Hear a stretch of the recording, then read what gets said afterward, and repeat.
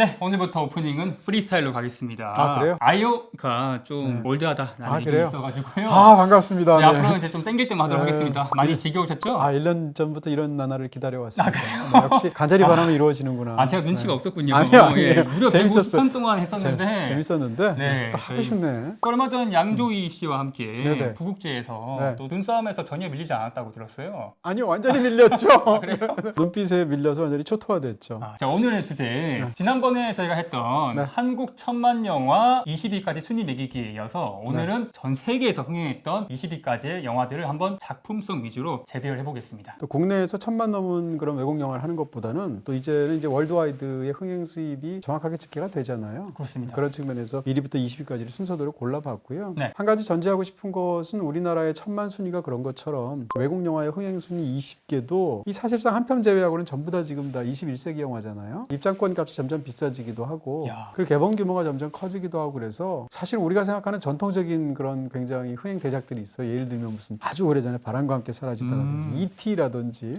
주라기 공원이라든지 이런 영화들이 지금 다 빠질 수밖에 없어요. 네, 인플레이션은 감안하지 않았습니다, 저희가. 그러고 보니까 타이타닉이 97년도고 아바타가 2009년도인데 나머지가 다 2010년대 이후예요. 그럴 수밖에 없어요. 우리나라도 지금 1000만 넘은 영화들 보면 100%다 21세기 영화들이지 않습니까? 영화 환경이 바뀌기 때문에 필연적인 건데요. 어떻게 생각하면 고전적으로 굉장히 크게 성공한 작품들을 생각하면 약간 아깝기도 한. 네, 고전 영화에 대해서는 저희가 흥행 영화 경신의 역사에서 한번 다뤘으니까요. 맞아요. 그 편을 네. 참조하시면 좋을 것 같습니다. 맞습니다. 오늘도 역시 이 20편의 장점과 단점을 하나씩 뽑아 주시겠죠? 네, 그런 방식으로 너무 많으니까 스피디하게 진행하도록 하겠습니다. 네, 오늘은 또 어떻게 훌륭한 영화의 단점을 돌려 말하실지 기대해 보겠습니다. 네.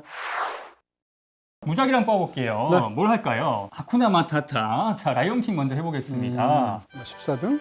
나쁘지 않네요. 예. 네. 어떤 장점이 있을까요? 라이언킹의 장점은 원작의 즐거움을 다시 한번 고스란히 재현했다? 사실 요즘은 이제 디즈니 영화들이 뭐라고 할까요? 이제 실사 영화들을 만들 때 애니메이션이 나왔던 시대가 있지 않습니까? 그 시대를 다시 요즘으로 새롭게 리뉴얼하는 과정에서 좀 무리수를 두기도 하고 새로움만을 위해서 시도한 새로움이 사실 영화랑 잘 어울리지 않는다던가 이런 경우들도 없지 않지 않습니까? 그런 측면에서 이 라이언킹은 그냥 그런 부담감도 없이 우리가 너무 잘 알고 있는 가장 디즈니적인 애니메이션 하면 전 제일 먼저 라이언킹이 떠오르거든요. 그런 어떤 디즈니의 상징과도 같은 애니메이션을 말 그대로 고스란히 실사화했다라는 것인데요. 이게 어느 정도인가 하면 영화에서 이 특정 장면에서의 묘사 정도가 아니라 그 순간의 카메라의 어떤 카메라워까지 똑같아요. 예를 진짜 들면 그렇더라고요. 예를 들면 아버지가 돌아가셨는데 갑자기 놀라가지고 절규하는 그 아들 신발을 보일 때 갑자기 카메라가 줌아웃으로 쭉 빠진다거나 첫 번째 장면에서 그 서클 오브 라이프 노래가 나오면서 그 아기 신발을 들어올릴 때 미어캣이 갑자기 기립하는 장면이 있거든요. 맞아요. 그 기립하는 장면까지도 똑같아요. 이런 방식으로 스토리뿐만 아니라 구체적인 디테일까지도 똑같이 했는데 이게 어떻게 생각하면 이제 애니메이션이 실사로 옮기는 과정에서 보여주니까 또 다른 어떤 재미가 있지 않습니까? 근데 또 그런 게 한편으로는 단점이 될 수도 있겠죠. 정확하네요. 이게 단점이에요. 어디 제 머릿속에 들어갔다 나오신 것 같은데. 뭐 정도 제가 사단계 2년째입니다. 네네네. 사실은 지금 말씀해 주신 것처럼 아이언킹의 단점은 네. 이 영화의 독창성은 대체 뭘까 이런 거죠. 아무리 하나는 애니메이션이고 아무리 하나는 극영화라고 가정한다 할지라도 이것을 거의 샷바이샷으로 옮겼다고 한다면 그랬을 때 이 작품의 어떤 창의성을 어디까지 인정받을 수 있을까에 대한 근본적인 의구심이 있습니다. 라이언킹은 물론 원작이 워낙 거대한 작품이긴 하지만 상대적으로 그렇게 본인이 야심차게 들어가서 만든 사람들이 구사하는 그래서 새로운 작품을 만들어내는 정도의 참신함은 없었다. 이렇게 정리할 수 있겠죠. 네, 저는 실사라서 한계가 있었겠지만 그 캐릭터들의 표정이 너무 다 똑같더라고요. 그게 좀 아쉬웠어요. 그럴 수 있어요. 그리고 뭐 하이에나들이나 암사자들은 누가 누군지 구분도 잘 안 되더라고요. 근데 그것은 일부러 기술적으로 누른 것도 있습니다. 예를 들어서 동물 캐릭터를 실사해서 지금 최대한 기술들을 발휘해서 표정을 자연스럽게 만들면 흔히 이제 얘기하는 것처럼 불쾌한 골짜기라고 말하는 언캐니 밸리 같은 현상이 생기죠. 그래서 오히려 거리감을 느낄 수도 있거든요. 사실 동물들은 표정이 없잖아요. 의인화해서 표정을 우리가 생각하는 거잖아요. 그런 측면에서 양자 사이에서 어떤 정도의 절충적인 선택을 했기 때문에 그런 또 것이 나오지 않았나라는 생각들을 하게 되죠. 네, 다음으로는요. 어벤져스의 강세가 엿보이는데요. 어벤져스를 한번 뽑아보겠습니다. 바로 인피니티 워죠. 이 정도로 나와볼까요? 야, 금운동 바로 뒤에. 최소한 5등 안에 들 것 같습니다. 네. 어벤져스 시리즈가 4편인데 지금 이렇게 얼핏 딱 오기 전에 보니까 4편이 20편 중에서 역대 20 중에 4편이 모두 다 들어갔어요. 굉장한 시리즈라는 생각이 들고요. 물론 이제 최근 작품이기도 하지만 21세기 오락 영화 중에서 가장 그 어떤 21세기 오락 영화의 특징을 잘 보여주는 가장 대표적인 작품 보면 제가 볼 때는 마블이고 그 중에서도 어벤져스. 그 다음이 뭐 스타워즈나 해리포터.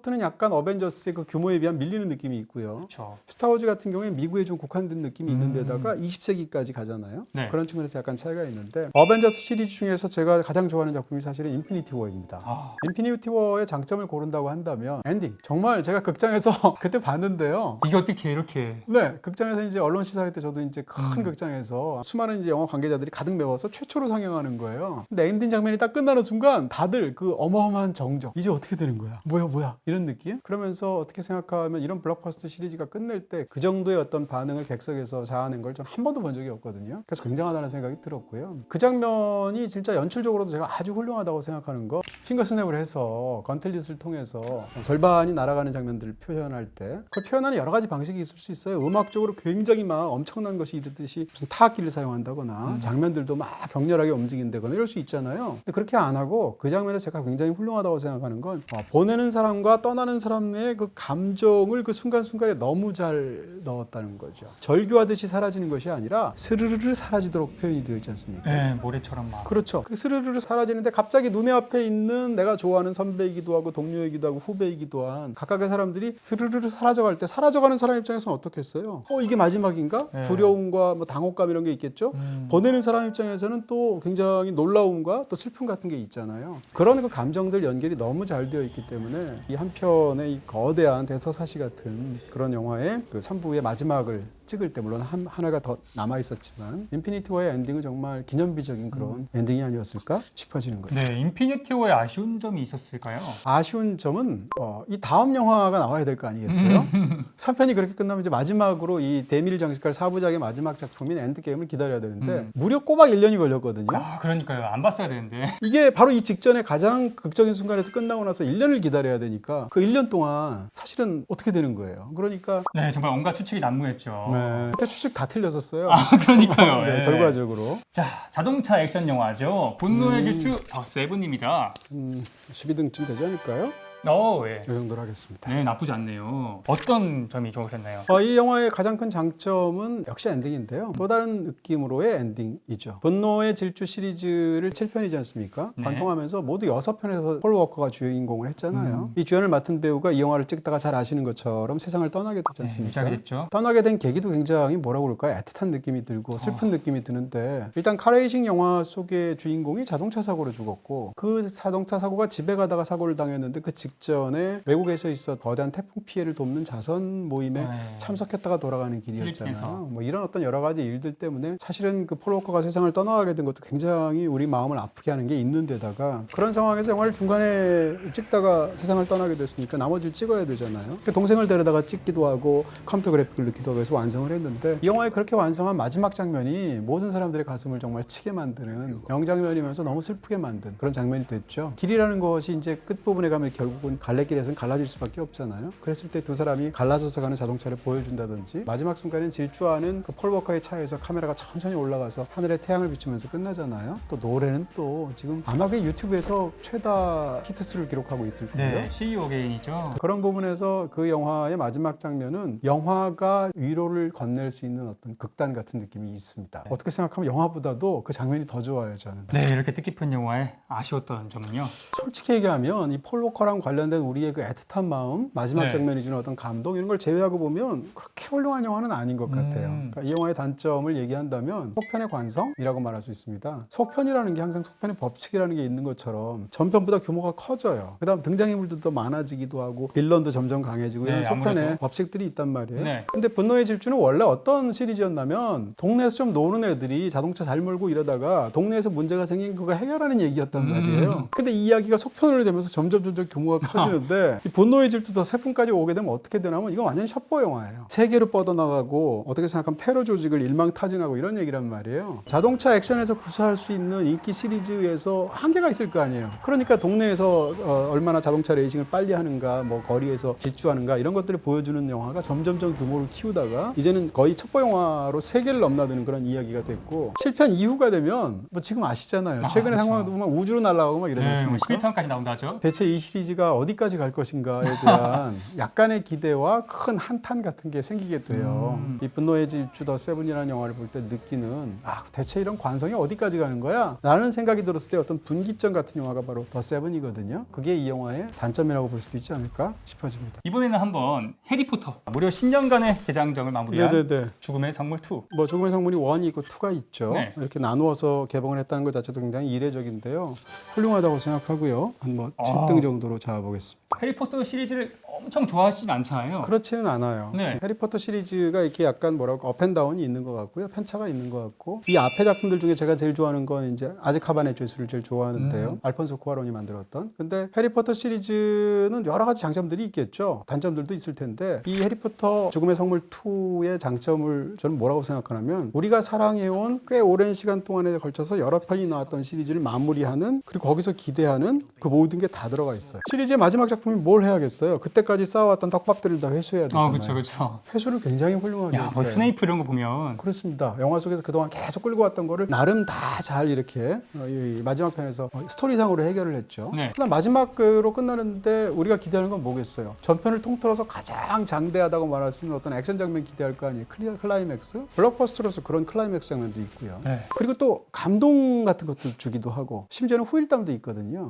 그리고 무엇보다도 이 시리즈가 한 10여 년 정도 세월이 흐르는 동안 아역을 캐스팅했기 때문에 10년 뒤에 거의 성인으로 자라잖아요. 그랬을 때 이 아이들을 우리가 키운 느낌까지 든단 말이에요. 예를 들면 보이후드처럼 그런 측면에서 이런 그 마지막 작품인 죽음의 성물 2를 보게 되면 이 모든 것이 충족되기 때문에 어느 하나의 긴 시리즈가 8편이나 나왔는데 마지막 작품이 제일 훌륭해. 그렇다면 그 시리즈는 굉장히 축복받은 거죠. 시리즈 최고작이라고 말할 수 있을 것 같습니다. 그런데 불구하고 어떤 점이 단점인가요? 이게 제목이 해리포터지 않습니까? 네. 해리포터와 뭐 이런 식으로 붙지 않습니까? 그렇게 한다면 결국은 이제 당연히 또 제일 중요한 것은 해리포터인데 실제로 해리포터가 제일 중요하게 나오죠. 이 시리즈를 오래 이렇게 지속하는 동안 우리가 이 많은 캐릭터를 사랑하게 되잖아요. 뭐 교수 캐릭터들이든 동료 캐릭터들이든 누구든 간에 빌런이든 간에 그러다 보니까 그 것들을 다 보듬어주고 서로 합쳐서 힘을 합쳐서 뭔가를 해결하게 만들고 이러는 과정에서 상대적으로 타이틀롤이면서 압도적인 중심을 차지해야 될 해리포터가 마지막 편에서 약간 좀 그 위치가 좀 덜해졌다고 그럴까? 약간 관찰자 같게 돼 있어요. 근데 굳이 흥을 잡자면 지금 말씀드린 그런 부분을 얘기할 수 있겠습니다. 네, 정말 스네이프의 명대사 always나 너의 어머니 눈을 닮았다 이런 것들이 더 마음에 닿더라고요. 전 국민을 내리고 열풍에 빠지게 했던 겨울왕국 한번. 겨울왕국 좋죠. 재밌죠. 한 이 정도 할까요? 일단은 뭐 자리를 잡아두고 변동은 있을 수 있으니까요. 특히 이제 우리나라에서 1, 2편 모두 다 1000만이 넘었잖아요. 애니메이션이 엄청난 거고요. 겨울왕국 1편의 최고 장점은 뭐 무조건 뭐 레딧고죠. 얘기 안 할 수 없죠. 전 국민이 정말 못 태어나왔어요. 레딧고가 가장 뭐 수능 금지송이잖아요. 이게 거의 중독적이잖아요. 근데 그거 말고도 뭐 Do You Wanna Build a Snowman 같은 노래도 영화 속에서 너무 잘 예쁘게 귀엽게 묘사가 됐고 레딧고 부를 음악 자체가 워낙 파워풀한 데다가 그 캐릭터의 가장 중요한 순간이기도 하고 그러면서 이제 얼음 궁전을 만들고 뭐 이런 거지 않습니까? 그랬을 때 쫙쫙 시원하게 뻗어가는 이디나 멘젤의 목소리와 야, 머리 이렇게 풀을 때 그 뒤에 옷도 맞추고 나오잖아요. 그러면서 얼음 뭐 이렇게 쫙 나가고 밟는 데마다 이렇게 번져 나오고 이런 것들을 너무 멋있게 묘사를 잘해서 21세기 디즈니 애니메이션을 결정짓는 그런 장면이 되지 않았을까? 그런 생각을 하게 되고요. 안 좋은 점은요? 안 좋은 점 뭐라고 그럴까요? 반전? 이 영화에서 결국은 어떻게 보면 이런 중세 동화 속에서 사실은 구원자는 백마탄 왕자님 이런 경우가 많잖아요. 그래서 시대적인 감각에 따라서 바꾸었는데 바꾼 건 굉장히 신선하고 좋죠. 그 왕자가 이제 빌런이라는 거지 않습니까? 네. 근데 왕자가 빌런이라는 걸 밝히는 그 아이디어나 설정은 굉장히 재밌고 좋은데 반전이 기능하기 위해선 반전이 기존에 잘 잠복이 되어 있거나 잘 암시가 되어 있어야 돼요. 근데 이 영화 속에서의 빌런이 왕자였어라는 것을 밝히는 순간에서의 느낌은 거의 메롱 몰랐지 이런 수준이에요. 그런 부분에서 그 반전이 제대로 플롯상에서 이렇게 잘 적절하게 맞아 들어가 있지 않다. 곡선이. 네. 왕자를 그렇게 이제 구원자가 아닌 빌런으로 묘사하는 걸로 더 성공한 작품이 있어요. 바로 슈렉이죠. 이 반전을 제대로 만들어내지 못한 그 반전에 관련된 플롯 이것을 이 영화의 단점이라고 말하겠습니다. 자, 이번에는 네. 올해 나온 탑건 매버릭, 톰 크루즈의 모든 것이죠. 네, 이게 인피니티 워하고 약간 둘 사이에서 고민되지만 이야, 상당히 상위권입니다. 네, 5등으로 하겠습니다. 네. 기본적으로 이번에 이렇게 쭉 한번 아까 바로 직전에 제가 보면서 느낀 건 생각보다 전 세계 20위 안에 든 작품 중에 상업영화, 오락영화로서 좋은 작품이 많구나라는 생각을 새삼하게 되었고요. 대부분 추천 범주에 들어가 있죠. 탑건 매버릭에 관해서 최대의 장점은 탐 크루즈. 정말 희대의 엔터테이너이고 희대의 프로페셔널인데 그런 희대의 엔터테이닝을 할 수 있고 그런 재능도 있는 데다가 의지까지 가진 사람이 프로페셔널하게 했을 때 그 극단 같은 영화가 바로 탑건 매버릭이고요. 이 영화의 이야기 자체가 그렇지 않습니까? 굉장히 뛰어난 어떤 전투기를 타는 뛰어난 파일럿의 얘기인데 이 둘 중에 어디에 중점을 두느냐인데 시대적으로 본다면 어떻게 생각하면 점점 기체가 발달하지 않습니까? 그러니까 어느 순간이 되면 더 이상 파일럿이 필요 없는 무인 항공기를 극중의 초반 상황에서 개발하기까지 하잖아요. 그날은 언젠가는 오겠습니다만 그럼에도 불구하고 지금은 아닙니다 라고 말하는 게 영화 속에서 등장하는데 생명체의 가치를 그렇죠. 그런 면에서 이 영화는 기체가 아니라 파일럿에도 중점을 뒀단 말이에요. 그러면서도 최적으로 그걸 연기할 수 있는 사람은 바로 탐 크루즈라는 거예요. 또 하나 우연은 이것이 코로나 시대가 끝나가는 어떤 지점에서 올해 나온 대형 히트작이지 않습니까? 근데 그동안 사실 코로나 시대에 많은 사람들이 영화를 그냥 뭐 작은 모니터로 보거나 집에서 보거나 이런 방식으로 많이 사용을 했잖아요. 그런 상황에서 극장에서 영화를 보는 그런 실물감의 감각을 다시 또 주는 또 그런 소득까지 있었단 말이에요. 이런 모든 측면에서 그 최적이 되는 것은 바로 탐 크루즈였다. 혹은 탐 크루즈가 영화를 대하는 방식이었다라는 측면에서 그걸 장점으로 꼽을 수 있겠습니다. 청각적인 쾌감도 빼놓을 수 없을 것 같고요. 네. 그런데 불구하고 어떤 단점이 있었을까요? 36년 전에 나왔던 영화의 어떤 구조나 캐릭터와 상황이나 이런 디테일이나 이런 걸 고스란히 다 갖고 왔어요. 이게 약간 단점이 될 수 있다고 생각이 드는데 장점도 물론 있죠. 왜냐하면 그 시절에 그 영화를 봤던 사람들이 어떤 향수 어린 감각을 살려내니까 단점은 36년 전에 그 영화가 그렇게 훌륭한 영화가 아니었어요. 그래서 이 영화가 전편보다 나은 속편임에도 불구하고 뻔한 그런 대중 오락 대작이 갖고 있는 이야기의 스토리 라인도 있고 인물단의 구조도 있고 뭐 관계도 있고 이렇단 말이에요. 근데 그것을 이 영화는 물론 의도적인 선택으로 가져온 것이지만 그럼에도 불구하고 전작의 구조라든 이런 모든 것을 가져오는 부분에 있어서 상대적으로 원본 자체가 그렇게 훌륭하지가 않으니까 이 영화도 물론 굉장히 뛰어난 영화임에도 불구하고 그런 기본적인 아쉬움들 같은 것이 있다 이렇게 말할 수 있겠습니다. 자, 아직 금운동이 안 나온 상황인데요. 주라기 월드 한번 가보겠습니다. 주라기 공원 3부작이 이은 네 번째 작품이죠. 주라기 월드는 글쎄 어딜까요? 이 정도 아닐까요? 예. 네. 주라기 월드는 또 어떤 좋은 점이 있었나요? 이 영화의 장점은 마지막 순간의 클라이맥스에서의 두 공룡을 포함한 어떤 클라이맥스 액션 장면, 격투 장면 이걸 좀 꼽고 싶습니다. 그러니까 거기서 티렉스랑 인도미누스 렉스가 이제 결투를 벌이는 장면인데 둘이 대결을 벌이기 직전까지 상황도 재밌고 그다음에 이제 여주인공이 상대 이렇게 뭐라고 할까요? 티렉스를 유인을 해와서 격투하게 만들잖아요. 둘이 싸우도록 만들잖아요. 싸우고 있는 그 장소에서 사실은 그게 이제 테마파크의 어떤 상점들이 밀집되어 있는 곳이지 않습니까? 그런 데서 벌어지니까 두 공룡이 서로 싸우는 과정에서 막 기물들이 파손이 되고 막 등등등을 보여주잖아요. 그런 묘사들도 굉장히 잘했고 무엇보다도 마지막 순간에 그 빌런에 해당하는 공룡이 어떻게 처치되는지가 완전히 의외의 캐릭터가 튀어나와서 해치우지 않습니까? 네. 우리가 주라기 월드라는 공룡 테마파크를 주제로 한 영화에서 기대할 수 있는 어떤 굉장히 재미있는 액션 클라이맥스로서 기대감을 충족시켰다는 측면에서 아주 큰 강점이죠. 왜냐하면 사람들이 그걸 보고 싶어 하는 거니까. 주라기 월드의 단점은 인간 캐릭터라고 생각해요. 이건 어떻게 생각하면 필연적인 단점인데요. 네. 주라기 공원에서 사람들이 보고 싶어 하는 건 인간 드라마를 보고 싶어 하는 게 아니고 공룡이 난동하는 걸 보고 싶지 않습니까? 그걸 감안한다 치더라도 주라기 월드에 등장하는 캐릭터들은 지나칠 정도로 납작합니다. 배우들이 연기를 잘했느냐 못했느냐의 차원은 아니고요. 네. 사실 크리스 프렛 같은 사람 가디언즈 오브 갤럭시 같은 데서도 정말 매력적으로 연기 잘하지 않습니까? 스타로드. 네, 그러니까 이건 단순히 연기 차원은 아니고요. 네. 영화 자체나 어떤 연출이나 각본의 차원인데 그런 부분에서 인간 캐릭터들 이게 단점이라고 말할 수 있을 것 같아요. 공룡 랩터인 블루보다 더 납작하지 않나 싶기도 하네요. 블루가 짱이죠. 예. 블루의 활약은 2편에서 이어지는데요. 네. 2편 바로 뽑아보겠습니다. 네.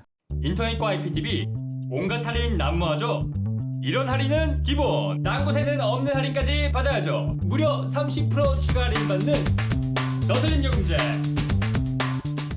폴른 앤 킹덤이죠. 네. 자, 이 영화는 과연 주라기 월드 시리즈의 2편이라고 네. 말할 수가 있겠죠. 글쎄요, 저 이 영화는 좀 약간 실패작이라고 보이는데 예. 너무 뒤로 가는데요. 이 정도 아닐까요? 예. 이 정도? 본편보다 네. 많이 일단. 아쉬웠던 네. 속편이었습니다. 네. 그래도 장점. 오프닝 장면을 보면서 사실은 이 영화 괜찮겠는데 이렇게 생각했어요. 일단 그 오프닝이 되면 분위기를 너무 잘 잡아서 막 비가 오는 칠흑 같은 밤인데 심지어는 물속으로 들어가서 이 전편에서 결국은 물속에서 죽었던 그 공룡의 어떤 뼈 같은 것들을 채취하는 작업을 하게 되지 않습니까? 그 작업을 하는데 중간중간 또 번개도 치고 번개가 칠 때마다 뭔가 거대한 공룡이 주변에 있는 것 같은 걸 보여주다가 결국은 거기를 탈출하려고 하는 그 탐사했던 반원들과 이 공룡들 사이에서 벌어진 일들을 액션으로 보여주는데 그 장면은 결국은 헬기를 통해서 그 구출해서 사람을 몰고 가는 그 장면들 자체까지도 굉장히 훌륭했지만 마지막 순간에 모두가 드디어 살았다라고 생각하는 순간 심지어는 영화의 오프닝인데 네. 어떤 의외의 상황이 벌어져서 참극으로 끝나잖아요. 쥬라기 이 월드는 사실은 바로 전편 지나치게 가정영화 같은 느낌이 있었거든요. 근데 거기에 비해서 굉장히 어두우면서도 초반에도 굉장히 과감하면서도 의표를 찌르는 그런 오프닝이었단 말이에요. 네, 단점은 좀 많죠. 단점은 오프닝 제외한 나머지 이 영화의 재미는 오프닝이 굉장히 그렇다고 잘 만들었는데 그 이유는 거대한 데크레센도라고 말할 수 있을 것 같고요. 뒤에는 굉장히 질이 멸렬하죠. 영화의 나머지 장점들은 거의 발견할 수가 없고 3편도 영화가 워낙 별로 안 좋지만 2편도 만만치 않게 안 좋은 그런 폴런 킹덤의 단점이라고 제가 말할 수 있을 것 같습니다. 타이타닉 가겠습니다. 네. 1997년도에 나온 네. 가장 오래된 영화입니다. 타이타닉이 1위 아닐까요? 아, 일단 그래요? 1위에 두겠습니다. 1위. 네. 혹시 모르니까 2위에 둘까? 그러다가 약간 좀 고민해보는 타이타닉 이렇게 거고요. 좋아하셨군요. 타이타닉은 뭐 훌륭하죠. 대중영화로선 걸작이죠. 야, 타이타닉도 보고 우시기도 하셨잖아요. 그 연주하는 장면에서 후반부에. 너무너무 좋아합니다. 그게 또 네. 실화이잖아요. 어떤 직업윤리의 극한을 보여주는 명장면인데요. 네. 장점만 얘기한다면 제임스 카메론의 이제까지 안 했던 방식으로 최고작을 만든 거죠. 그게 너무 놀랍다는 생각이 듭니다. 제임스 카메론의 가장 유명한 별명 중에 하나는 속편의 제왕이에요. 근데 속편이 나올 수가 없는 얘기예요. 아, 그렇죠. 침몰했으니까. 해가 침몰하는 데가 주인공이 죽고 하니까 속편이 나올 수가 없잖아요. 네. 속편의 제왕이 속편이 나올 수 없는 영화에서 이렇게 훌륭한 걸 만들었다는 게 첫 번째. 두 번째는 그 이전까지 사실 제임스 카메론은 삽입곡을 거의 안 써요. 유명한 노래 삽입곡이 별로 없어요. 그러니까 기본적으로 이 스코어를 위주로 사용을 하고 특정한 삽입곡을 잘 안 쓰는 스타일의 감독인데 이 영화만큼은 제대로 방점이 들어갔죠. 그래서 더군다나 그것이 제대로 터졌잖아요. 90년대 최고의 히트곡 중에 하나인 셀린 디온의 My Heart Will Go On이라는 노래가 나왔는데 그것도 이제 제임스 카메론의 방식은 아니란 말이에요. 또 한 가지는 제임스 카메론은 기술력을 과시하는 SF나 판타지 영화에서 최고의 강점을 발휘했단 말이에요. 그 전까지 네. 다 그런 혹은 액션 영화들. 근데 이 영화는 기본적으로 러브 스토리잖아요. 네. 타이타닉이라는 그런 역사상에 있었던 어떤 거대한 비극 위에 얹은 로미오와 줄리엣 얘기란 말이에요. 기본적으로 사랑 영화인데 사랑 영화를 그 전에도 이렇게 만든 적이 없어요. 그러네요. 제임스 카메론이라는 시대의 대중영화 명장이 본인이 잘할 수 있는 수많은 것들이 있는데 그 수많은 것들을 다 빼고 한 번도 안 해본 스타일 영화를 만들었는데 이렇게 잘 나온 거죠. 그런 면에서도 제임스 카메론이라는 사람이 얼마나 관객을 잘 알고 있고 영화를 잘 알고 있는 사람인지를 보여주는 그런 특징이 아닐까 싶습니다. 단점이 있을까요? 러닝타임? 굳이 말하면 러닝타임인데 네. 자기들도 이 러닝타임 문제라는 걸 알았어요. 러닝타임이 3시간 14분이거든요. 네. 당시에 이걸 뭐라고 광고에서 말을 했냐면 2시간 74분이라고 그랬어요. 왜냐하면 자기들도 너무 긴 거야. 그럴 정도로 사실은 이 영화는 대중영화로서는 사실은 3시간 14분이 좀 과한 시간이죠. 약간. 예를 들어서 우리가 대중영화로서 허용할 수 있는 이런 블록버스터에서의 시간은 한 2시간 30분? 끼키야 40분 이 정도가 아닐까 싶은데 3시간 14분은 이렇게 탁월하게 재밌는 영화도 사실은 좀 버겁죠. 그런 부분이 없지 않았습니다. 자, 이번에는 스타워즈 한번 뽑아보겠습니다. 깨어난 포스. 네. 2015년도에 나왔죠. 참 그 블록버스터 시리즈는 많지만 스타워즈 시리즈는 참 뭐라 그럴까 논란이 많이 되고 있죠. 깨어난 포스는 스타워즈 시리즈 9부작 중에서 시퀄의 첫 번째 작품이고 7번째. 네, 자 일단 순위를 먼저 매겨보도록 하겠습니다. 네. 10위 정도가 아닐까요? 10위 뭐 네. 괜찮다고 볼 수도 있고 아쉽다고 볼 수도 있는데요. 네. 깨어난 포스의 가장 큰 장점은 이런 게 모범생이 만드는 영화구나 이런 느낌. 고스란히 이것도. 네, 그러니까 J.J. 에이브럼스는 조금 전에 말했던 제임스 카메론에 이어서 또 다른 속편의 제왕 같은 그런 감독이죠. 그리고 이 사람의 감각은 당시에 굉장히 높게 평가받았던 것도 사실이고요. 스타워즈는 사실 한국에서는 인기가 없는데 그러게요. 네, 미국의 그런 상황으로 본다면 스타워즈가 갖고 있는 거대한 상징도 있고 그다음 스타워즈가 갖고 있는 어마어마한 흥행 성적도 있단 말이에요. 국민 기준 1등이었죠. 오리지널 3부작이 있고 그다음에 프리퀄 3부작이 90년대에 나왔는데 상대적으로 프리퀄 3부작에 대해서는 사람들이 실망감이 컸었단 말이에요. 그러다가 세월이 흘러서 21세기 들어와서 마침내 기다리던 시퀄 3부작 중에 첫 번째 영화가 나왔으니까 기대감이 어떻겠어요? 얼마나. J.J. 에이브럼스가 깨어난 포스에서 보여준 방식은 모범생이 하는 방식을 사용한 거죠. 사람들이 뭘 좋아하는지 너무 잘 알아요. 그 방법은 뭐였나 하면 사람들이 좋아하는 요소를 그대로 가져오는 거죠. 그렇게 해서 오리지널 3부작이 갖고 있는 어떤 분위기를 그대로 갖고 오고 세팅을 갖고 오고 그 속에서 새로운 캐릭터들을 잘 묘사해서 넣고 그리고 또 옛날 캐릭터들을 추억 속에서 불러와서 향수를 달래주고 그러면서도 새로운 어떤 이야기가 빠져나갈 수 있는 떡밥 뿌리고 이렇게 해서 만든 영화란 말이에요. 이 영화는 어떤 특정한 지점에서 우리를 악소리가 나게 사로잡는 그런 강고한 연출력을 보여주지는 않습니다. 그럼에도 불구하고 이런 수많은 어떤 난제들이 있고 해나가야 될 과제들이 있는 과정에서 꽤 우수하게 천재 영화는 아니지만 수제 영화라고 말할 수 있을 것 같고요. 상업적으로 그것을 잘 다듬고 해서 먹기 좋게 한상 차려서 자 여기 있습니다 하고 내놓은 그런 영화라고 할 수 있겠습니다. 네, 그렇다면 단점은 역시 독창성인가요? 예, 그렇게 볼 수 있어요. 근데 독창성이 좀 약간 심하게 없다고 볼 수도 있는데요. 이 영화는 어떻게 생각하면 시퀄이 아니라 리메이크처럼 보이는 특히 1977년도에 나왔던 오리지널 그러니까 지금은 스타워즈 에피소드 4라는 이름이 붙었지만 새로운 희망이죠. 그 새로운 희망이라는 작품이 이 모든 스타워즈 열풍의 시작이 된 작품인데 그 작품이랑 많은 점에서 지나치게 비슷한 제가 생각할 땐 비슷한 것이 노림수였을 거예요. 실제로 의도하고 가져온 것이었을 거고 예를 들면 새롭게 들어간 캐릭터 이제 레이가 주인공이지 않습니까? 네. 레이가 자기 어떤 소명을 받아들여서 결국은 중간에서 드로이드를 만나게 되고 그러다가 저항군에 합류하게 되고 하는 과정은 77년도에서 루크가 겪었던 과정을 고스란히 똑같이 겪어요. 만나는 어떤 과정이나 심지어는 사막에서 만나거나 등등등까지. 그 다음에 여기 등장하는 자쿠라는 행성은 여기 등장했던 타투인이라는 행성의 판박이 같은 그런 느낌도 있고요. 또 그 다음에 무슨 카일로 렌 같은 캐릭터는 당연히도 다스베이더를 떠올리게 하는 부분이 있다든지 이런 식으로 인물이면 인물의 관계면 인물의 관계, 그 다음에 어떤 공간적인 세팅이면 세팅, 플롯의 흐름, 마지막 순간에 해치우게 되는 어떤 인물의 성격까지 지나치게 77년작하고 비슷하거든요. 그 중압감을 잘 해결한 그런 노작임에도 불구하고 이 영화에 대해서 어떤 새로운 발견이 있다거나 막 신선하다거나 앞이 막 궁금하다거나 이런 게 별로 없었죠. 이런 것을 이 영화의 단점이라고 하겠습니다. 네, 정말 깨어난 포스 보러 갔다가 새로운 희망에서의 추억이 새록새록 떠올랐던 게 또 좋았으면서도 한편으로는 뭐 시각적 상상력이나 이런 것들이 더 발휘할 줄 알았는데 어떻게 생각하면 오리지널 3부작의 그 영광에다가 그 추억에다가 오히려 그쪽을 더 스포트라이트를 비추게 만드는 그런 작품이기도 했습니다. 작년 말에 3스파가 만났었죠. 팬데믹 시대에도 6위를 차지했던 노웨이홈입니다. 노웨이홈이요? 재밌었어요. 네, 사랑스러운 영화였고요. 일단 8등으로 놓겠습니다. 이야, 네. 양호한. 스파이더맨 노웨이홈의 가장 큰 장점은 3명의 스파이더맨을 한 번에 보았다. 혹은 그 셋이 같이 나오는 일련의 장면들을 꼽을 수 있을 것 같고요. 노웨이홈은 결국은 기획의 승리인 것 같아요. 연출의 승리라기보다는 기획의 승리인데 단순히 기획만 해서는 안 되잖아요. 캐스팅도 다 돼야 되고 그 사람들이 다 들어와야 되잖아요. 근데 스파이더맨 3명뿐만 아니라 빌런들도 다 총 동창회를 했잖아요.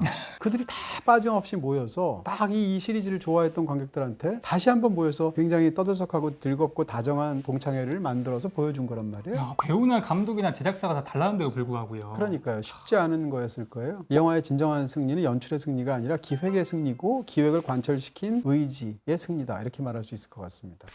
그럼 연출이 좀 아쉬웠나요? 단점은 이 스파이더맨 시리즈의 어떤 고질적인 병폐 같은 건데 한 20년밖에 안 된 시리즈인데도 불구하고 영화로만 따지면 2번이나 리부트를 했거든요. 그러다 보니까 비슷한 상황이 너무 많이 반복이 돼요.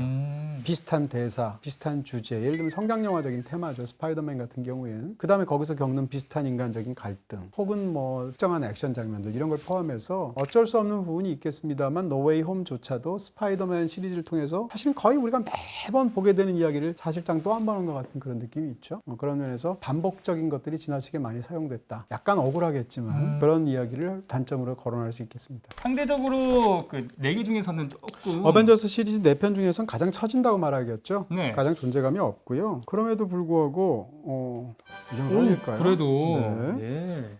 너무 이쪽에 앞쪽에 뒀나? 이런 생각이 좀 드네요. 자, 어벤져스 에이지 오브 울트론 이 4부작 중에서 세 번째에 해당하는 작품인데 이 작품의 장점은 캐릭터에 관한 안배라고 말할 수 있습니다. 그러니까 2편으로 넘어오면서 돌아온 또 다른 캐릭터들이 들어온단 말이에요. 스칼렛 위치도 있고 비전도 있고 이렇잖아요. 퀵실버도 있고. 원래 1편에서 가져온 많은 캐릭터들에다가 또 다른 캐릭터를 더했는데 그들 사이에서 안배를 꽤 잘했습니다. 그런 부분에서 3편, 4편이라는 장대한 이 시리즈의 어떤 어마어마한 그런 두 편을 예비하면서 이어주는 작품으로서 일정한 소임을 다했다라는 것을 이 영화의 장점으로 들 수 있겠습니다. 네, 단점은요. 후반부가 뭐라고 그럴까 좀 약간 지리멸렬한 느낌 같은 게 있어요. 용두삼이 같은 느낌이 있고요. 더군다나 1편도 뛰어나고 3, 4편도 뛰어나잖아요. 어벤져스 2편은 상대적으로 형들이나 동생들의 워낙 뛰어난 재능에 비해서 평범한 어떤 차남의 운명을 보여주는 내가 차남인데. 네, 마블 페이즈 3의 마지막을 장식했던 엔드게임이죠. 네. 자, 엔드게임의 순위는 과연? 근데 지금 보니까 굉장히 진짜 쟁쟁하다는 생각이 들고요.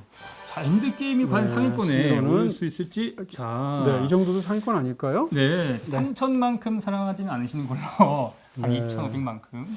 그러니까 아까 말씀드린 것처럼 이제 인피니티 워 엔드게임은 약간 이어진 느낌도 강하니까 두 연장이죠. 편을 일단 한꺼번에 거론하는 그런 느낌이 있고요. 네. 장점만 얘기한다면 어벤져스만 있는 것도 아니고 수많은 솔로 무비들도 있고 마블 영화가 이미 엔드게임 나올 때쯤 굉장히 많잖아요. 그랬을 때 우리가 너무 이 엔드게임이 나올 때까지 너무 사랑했던 그런 또 팬들 입장에서는 캐릭터들이 있지 않습니까? 그중에 가장 중요한 두 캐릭터를 가장 성대하게 이별의 어떤 잔치를 마련해주고 가장 아름다운 송가를 불러주면서 떠나보낸 영화란 말이에요. 그거를 두 캐릭터에 대한 이별 의식, 그거를 이 영화의 최고의 장점으로 뽑을 수 있을 것 같습니다. 이 영화는 사실은 어떻게 생각하면 다 보고 나면 엔드게임까지 보고 나면 이건 가족 영화였구나. 어벤져스가 가족이구나. 이런 생각이 들게 되고 실제로 엔드게임의 시작을 보면 엔드게임의 시작에서 그 엄청난 일이 일어난 이후의 그 상황을 묘사할 때 있어서 사실상 스토리의 시작에 뭐가 있냐면 아이언맨이 가족을 이루는 것이 시작이란 말이에요. 그러네요. 끝날 때 보면 사실상 캡틴 아메리카가 가족을 이루면서 끝난단 말이에요. 어벤져스를 엔드게임까지 다 보고 나면 결국은 이 두 사람의 얘기인 것처럼 보이고요. 근데 두 사람은 영화의 4편에 이르는 동안 혹은 솔로 무비까지 계속 치열하게 싸우기도 하고 대립하기도 했는데 결국 마지막에 이르게 되면 캡틴 아메리카는 좀 아이언맨 비슷해지고요. 아이언맨은 캡틴 아메리카 비슷해진단 말이에요. 이런 식으로 이 두 캐릭터가 굉장히 중요했는데 심지어는 여기서 페이지 3의 막을 내리면서 두 캐릭터를 성대하게 잘 우리가 사랑하는 캐릭터를 보내주잖아요. 그런 측면에서 캐릭터를 떠나보내면서 의식을 치르는 것 같은 것이 이 영화의 최고의 장점이라고 말할 수 있겠습니다. 네, 엔드게임의 단점 들어본 적이 별로 없습니다. 엔드게임 단점은 대단원을 너무 의식했어요. 어벤져스의 이 4부작의 마무리이자 페이즈 3의 마무리가 돼야 되는데 그거요 마블의 마무리처럼 느껴져요. 더군다나 이 두 캐릭터가 차지하고 있는 위치도 큰데다가 영화적으로 후반부에 상당 기간의 어떤 시간을 들여서 그것도 굉장히 잘 묘사를 했단 말이에요. 결과적으로 어떤 문제가 생기냐면 그렇게 될 경우에 페이즈 4부터 이제 이어질 영화에서 새로운 캐릭터가 아주 신선감을 주면서 맹활약하면서 또 다른 단계로 넘어가야 되는데 그게 지금 잘 안 되고 있잖아요. 그렇죠. 이터널스도 잘 안 되고 있고 상치도 상대적으로 좀 기대보다 안 되는 부분이 있지 않습니까? 그게 왜 그럴까라 생각하면 이 엔드게임에서 이 두 캐릭터를 보내버린 방식이 자 이제 진짜 끝이에요. 모두가 박수 칩시다 이러면서 너무 성대하게 잘 끝냈어. 그러니까 사실은 어떻게 생각하면 이제 마블이 더 이상 영화 안 만든다고 선언하고 만들어야 될 영화 같은 작품이 저한테는 엔드게임으로 보이는 거죠. 그런 부분에서 페이즈 4가 지금 상대적으로 지지부진하고 있는 모습 중에 약간의 귀책 사유는 엔드게임이 있을 수도 있다. 어떻게 생각하면 후반부의 종반부를 굉장히 잘 만들었기 때문에 그런 또 다른 역효과가 생겨났다고 말할 수도 있을 텐데요. 그런 부분에서 지나치게 강한 피리어드를 찍었다? 이렇게 볼 수 있을 것 같아요. 왜냐하면 어벤져스 시리즈는 끝났지만 마블 시리즈는 계속 페이즈 4로 넘어가고 있기 때문에. 와칸다 포에버 가겠습니다. 블랙팬서죠. 블랙팬서요. 네. 블랙팬서는 여기 정도 될 것 같습니다. 라이언킹보단 난 것 같고요. 블랙팬서의 장점은 빌런?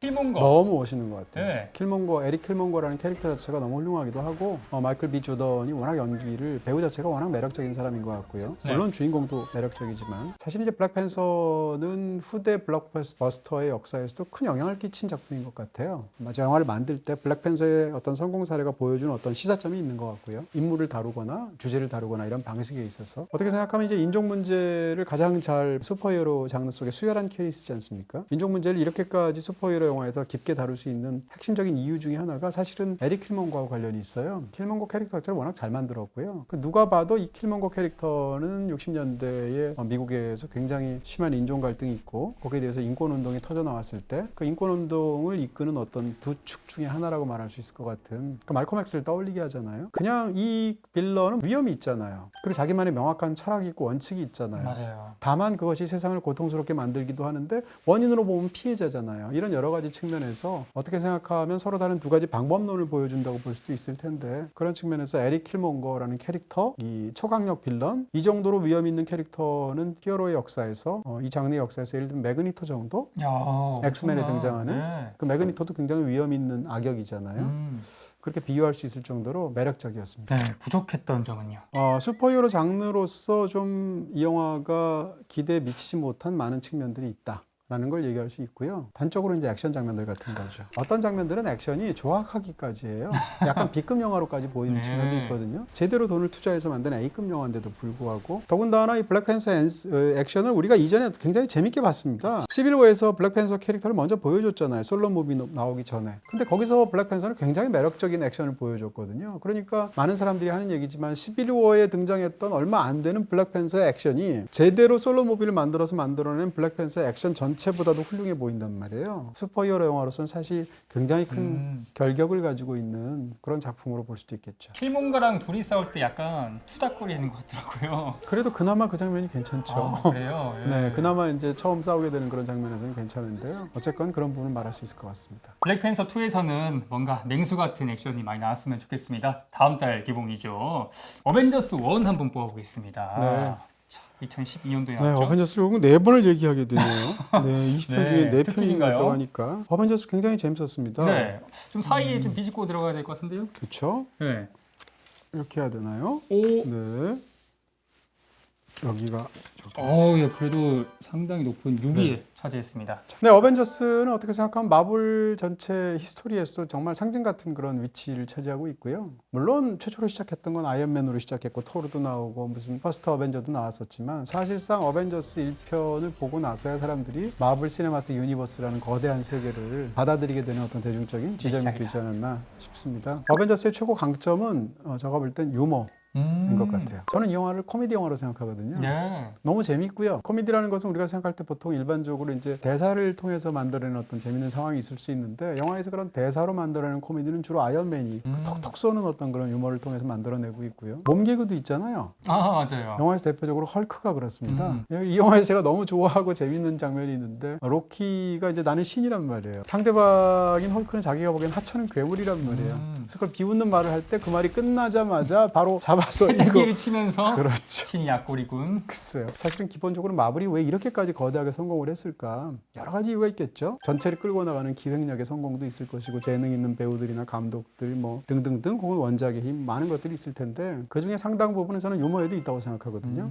마블만이 갖고 있는 굉장한 유머들이 있고 어벤져스는 그런 것을 굉장히 잘 보여주어서 이 캐릭터들 우리가 굉장히 좋아하게 만들고 친근감 있게 만드는 그런 센스들을 보여주었다라는 것을 장점으로 들겠습니다. 단점 가겠습니다. 어벤져스의 단점은 후반부에 등장하는 적들이 그냥 뭐라고 그럴까요? 이 어벤져스의 위력을 보여주기 위해서 양으로만 등장하는 것 같아요. 마지막에 이제 장대하게 어벤져스가 딱 한 번에 이렇게 뉴욕거리에 서 있으면 그것을 카메라가 쫙 돌아주고 유명한 장면이 있지 않습니까? 그리고 이제 싸우게 되는 장면들 재밌는데요. 다만 그 상황에서 싸우고 있는 적들이 그냥 뭐라고 할까 이들의 파워를 보여주기 위해서 만들어진 소품 같은 느낌? 악역들 혹은 맞서 싸우는 적의 파워나 매력 같은 것을 제대로 살려내지 못한 것처럼 보입니다. 자, 지금 5개의 영화 남았는데요. 자, 아바타 여러분 예상되시죠? 상당히 높은 순위일 것 같은데요. 과연 네, 타이타닉과의 아바타가 싸움에 왜 그렇게 생각해요? 여기일 수도 있죠? 네, 그건 아니고요. 자, 고민은 되지만 이렇게 하겠습니다. 야, 타이타닉 1등이에요. 네. 야, 아바타. 일단 오늘은 그렇습니다. 이렇게 생각하니까 처음 1등, 2등이 다 제임스 카메론이니까 우리 지난번에 한국 영화 했을 때 어떻게 생각하면 봉준호 감독의 영화가 1등, 2등이었잖아요. 네. 물론 두 감독은 완전히 다른 스타일의 감독이지만 그 아바타를 2등으로 뽑으면서 아바타의 최대 장점은 아무리 사실적인 영화를 만들든 판타지 혹은 이전에 없었던 상황을 이제 SF의 형식을 빌어서 만들든 영화 감독이라는 것은 결국 하나의 세계를 창조하는 사람이란 말이에요. 근데 하나의 창조해야 되는 그 세계를 가장 크고 가장 비싸고 가장 유려하게 설정해놓고 그것을 청취해낼 수 있을 만한 야심과 의지와 능력으로 해결해낸 케이스가 아바타처럼 보인단 말이에요. 그런 면에서 보면 블록버스터 영화에서 아바타가 갖고 있는 위치는 기념비적이다 말할 수 있겠죠. 정말 혁명이었죠. 네. 자, 단점은 과연 돌려 말씀하실지 어떤 게 있을까요? 아바타는 제임스 카메론 영화들이 항상 그래온 건 사실이지만 이 영화를 만들어내기 위한 기술이 필요하단 말이에요. 네. 기술이 뒷받침돼야 되는 영화잖아요. 근데 그 기술을 단순히 시각적으로 잘 돋보이기 위해서만 사용된 게 아니라 이 기술이 기술이 플러스 핵심이기도 해요. 그런 측면에서 보면 이야기로나 시각적으로나 뭐 아니면 여러 가지 측면에서 이 기술을 최적화된 상태에서 즐길 수 있어야 이 영화를 제대로 즐길 수 있단 말이에요. 근데 아바타를 제대로 보려면 대형 스크린에서 그 다음에 3D로 이렇게 봐야 된단 말이에요. 근데 그 당시에 늦게 태어난 사람이 있을 수도 있고 여러 가지 상황에서 모든 사람이 아바타를 그런 환경에서 볼 수 있는 건 아니잖아요. 아바타는 제대로 즐기기가 참 어렵게 만들었다라는 겁니다. 이 영화를 만약에 작은 어떤 그런 모니터로 본다거나 핸드폰으로 보면 저는 그래도 재밌을 거라고 생각해요. 이 영화가 제대로 구사하고자 했던 그런 어떤 이야기의 어떤 핵심적인 부분 혹은 시청각적인 어떤 핵심적인 부분을 제대로 즐기기가 어렵다는 측면에서 너무 비싼 오락으로 만든 거죠. 세팅을 제대로 만들어야 즐길 수 있게 된 거죠. 그것을 이 영화의 어떤 약점이라고 말할 수 있을 것 같습니다. 아바타에 대한 심층 리뷰가 있으니까요. 자세한 내용은 그걸로 봐주시면 될 것 같고요. 자, 드디어 라스트 제다이를 한번 뽑아보겠습니다. 네. 깨어난 포스와를 비교하면 저는 깨어난 포스가 더 나은 것 같아요. 그래서 좀 아쉬웠죠. 주라기 월드랑 비교하면 그래도 주라기 월드보다 높은 것 같아요. 예. 이 정도가 아닐까요? 자, 11위. 사실은 이제 저는 이 영화를 이게 2017년도에 개봉했는데 네. 개봉했던 2017년 12월에 제가 인생에서 보고 좀 큰 사건이 있었어요. 그랬다고 영화를 했어요. 전혀 못 보던 시기였고요. 네. 사실 이 영화를 그때 못 봤습니다. 그러다가 시간이 거의 한 1, 2년 지나서 한 2년쯤 후에 제가 이 영화를 본 것 같고 그 다음 편 나왔을 때? 네, 제가 이 영화를 봤을 때 이미 수많은 논란이 있었어요. 지금 것 같은 떠들썩한 논란이 있었고 제가 생각할 때 스타워즈 라스트 제다이가 일으킨 거대한 논란은 외국 영화를 통틀어서 21세기에 가장 떠들썩한 논란이었던 것 같아요. 블록버스터의 경우에. 그런 측면에서 본다면 저는 그 논란들이 다 있는 것을 안 상황에서 이 영화를 봤어요. 뒤늦게 봤는데 제가 보고 느꼈던 것은 뭔가 하면 재밌는데? 저는 그런 느낌이었었고요. 그래서 거기에 대한 반응으로 이제 평점을 주거나 이런 방식들을 했었던 기억이 나고요. 스타워즈 라스트 제다이를 그냥 제가 이 영화가 재밌다고 느꼈던 이유는 이 영화가 갖고 있는 거의 무모할 정도의 도전 정신 이런 거였습니다. 어떻게 생각하면 이 시리즈가 굉장히 마지막 3부작이 지금 굉장히 우스꽝스러운 모양으로 끝났잖아요. 이 장대한 9부작의 마지막 세 시퀄이. 라이즈 오브 스카이워커. 깨어난 포스 바로 직전의 영화랑 라스트 제다이는 장점과 단점이 서로 반대예요. 어떻게 생각하면 스타워즈 깨어난 포스의 장점은 모험생적으로 사람들이 좋아하는 걸 고스란히 다 모아서 안정적으로 이었지만 너무 참신한 게 없죠. 반면에 스타워즈 라스트 제다이는 이건 완전히 시리즈의 깡패예요. 근데 이것을 뒤집어서 본다면 사실은 스타워즈 시리즈에서 새로운 속편을 만든다는 게 감독으로서 얼마나 중압감이 크겠습니까? 라이언 존슨은 처음 이 스타워즈 시리즈를 맡은 거잖아요. 그런 상황에서 이렇게 거대한 시리즈의 속편을 자기 원하는 대로 가고 싶은 대로 만든 그 배짱, 그 야심, 그러면서도 굉장히 결과적으로 부분적으로 굉장히 참신한 결과물을 낳았단 말이에요. 대표적으로 영화 속에 등장하는 그 레이와 카일로 렌의 어떤 관계, 입체적인 관계 같은 것들을 개인적으로 굉장히 흥미롭게 봤고 또 이 영화에서 굉장히 제가 재밌게 봤었던 것 중에 하나는 이 자체가 영웅담이라는 장르 자체에 대한 탐색처럼 보여요. 스타워즈는 애초에 영웅담을 전제한 이야기잖아요. 근데 영웅담의 바깥으로 나와서 영웅담 자체를 들여다본다고 그럴까요? 그러니까 일종의 약간 메타영화적인 속성도 있는 것처럼 보이는데 그런 어떤 두둑한 배짱 그리고 이 스타워즈 시리즈를 우리는 사실은 거의 40년을 보아온 거잖아요. 42년인가요? 그렇게 40년을 보아온 시리즈니까 이 시리즈에서 별거 다 봤단 말이에요. 그런 상황에서 아니 이런 것을 여기서 구사할 수도 있어? 이런 어떤 참신함 이런 여러 가지 측면에서 스타워즈 라스트 제다이가 재밌던 부분이 있었습니다. 감독들 간의 소통은 좀 부족했던 것 같지만 그래도 참신한 결과를 나왔던 것 같고 단점은요? 단점은 너무 그래도 그렇지 너무 심했다. 과했다. 네, 아까 제가 깡패짓이라고 말씀을 드렸는데요. 네. 그러니까 무슨 공포의 쿵쿵따 같은 게임을 할 때 상대가 해라고 하니까 해질력 이렇게 한 거예요. 그러니까 아예 판이 깨져버렸다고 그럴까요? 네. 스타워즈 라스트 제다이의 단점은 어쨌건 전작으로부터 많은 떡밥들이 넘어왔단 말이에요. 뭐 예를 들면 레이의 비밀은 무엇인가 이런 걸 포함해서 수많은 떡밥들이 있는데 이 떡밥들을 어떻게 생각하면 다 무시한 거죠. 그리고 본인이 나가는 쪽으로만 완전히 몰고 나갔는데 그런 지향점에 동의가 되거나 흥미롭게 보는 사람 입장에서는 재밌지만 이 시리즈를 오래 사랑하는 사람 입장에서 본다면 바로 최소한 바로 직전에 나왔던 깨어난 포스를 본 사람 입장에서 본다면 이것은 뭐라고 그럴까요? 속편을 만들 의지나 있는 거야? 이런 생각이 들 정도로 속편을 만드는 감독이 구사할 수 있는 창의력의 경계를 선을 넘었다고 그럴까요?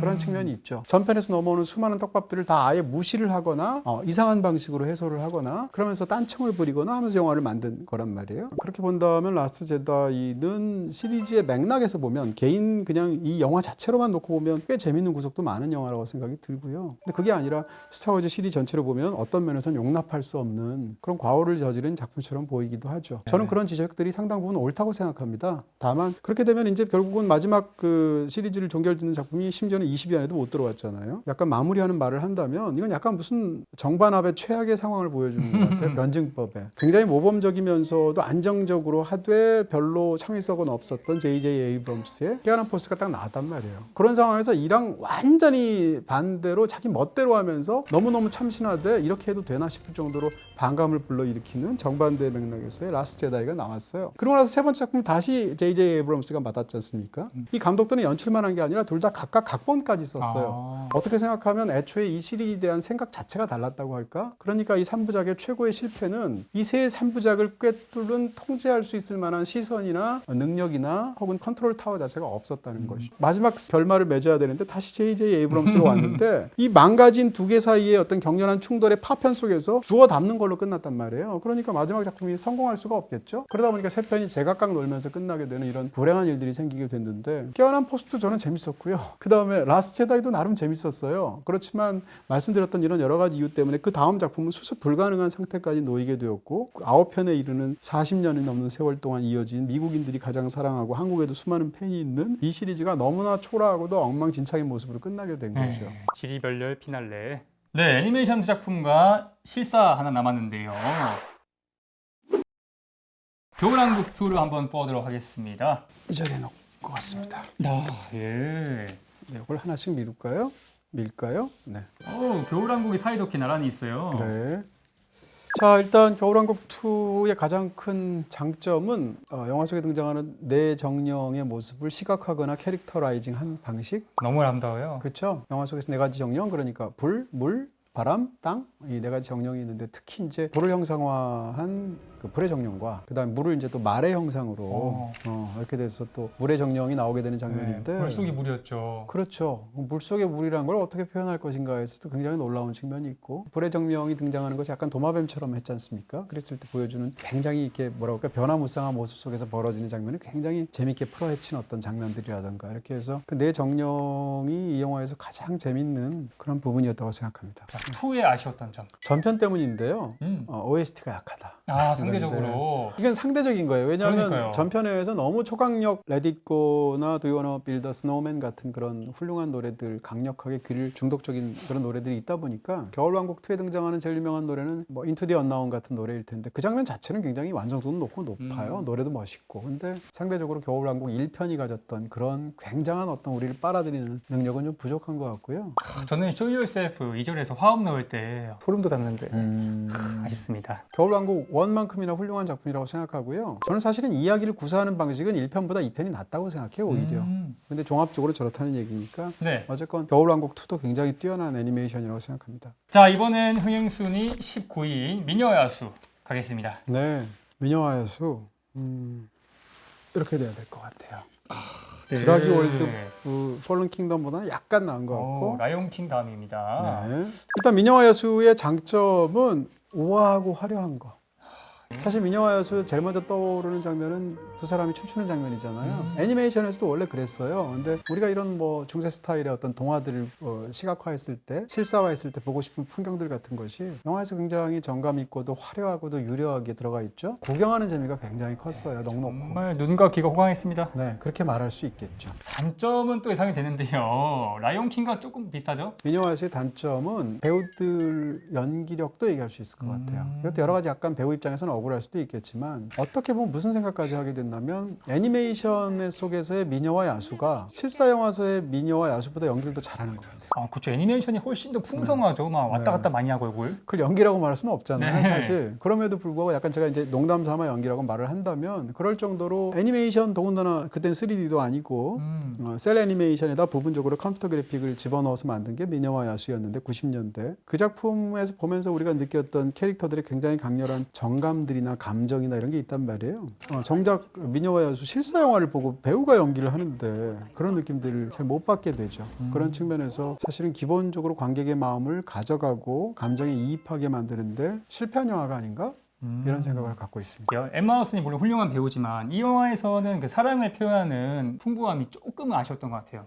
네, 전 많이 아쉬웠고요. 아, 예. 너무 포장했나요? 네, 아니요. 그 말을 굉장히 겸손하게 네. 잘해주신 거고요. 근데 뭐 에마 왓슨도 그렇고요. 그다음 네. 상대 배우도 마찬가지입니다. 그러니까 야수 역도 이게 그냥 컴퓨터 그래픽으로 만든 건 아니잖아요. 일종의 모션 캡처라는 어떤 방식을 통해서 배우가 연기하고 그것을 이제 2차적인 방식으로 영화에서 만들어낸 건데 그런 측면에서 미녀와 야수는 실사 영화다운 어떤 내 앞에서 직접 배우가 움직이면서 만들어내는 감정을 우리가 이입하고 즐기게 되는 부분에서 상당히 취약한 부분이 있지 않나 싶습니다.